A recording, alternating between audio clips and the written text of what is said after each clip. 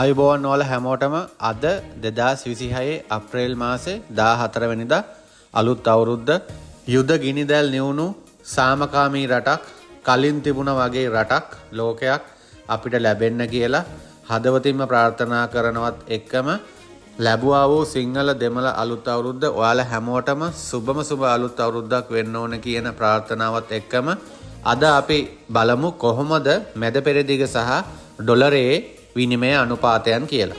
අද බහරේන් ඩිනාර එකක් වෙනවා රුපියල් 836යි ෆිල්ස් 300ක්.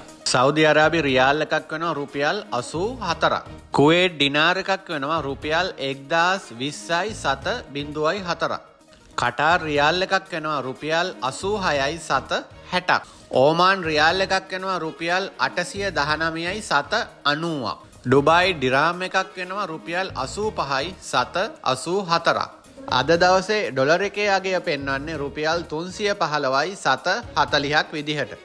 ඉතින් මේ තමයි අද දවසේ මැද පෙරදිග සහ ඇමරිකන් ඩොලරයේ රුපියලේ වටිනාකම.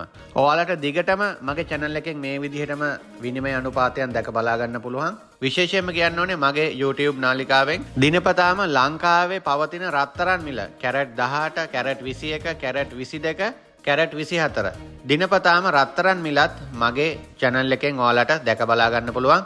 ඒ වගේම බහරේන් රටෙත් දිනපතාම රත්තරන් මිල කැරට් 18, 21, 22, 24 දිනපතාම රත්තරන් මිලත් ඔයාලට දැක බලා ගන්න පුළුවන්. channel subscribe කරලා නැති කට්ටිය channel එක subscribe කරලා bell එක ඔබලා තියාගන්න. මම දාන හැම වීඩියෝ එකක්ම ඔයාලට දැක බලා ගන්න පුළුවන්.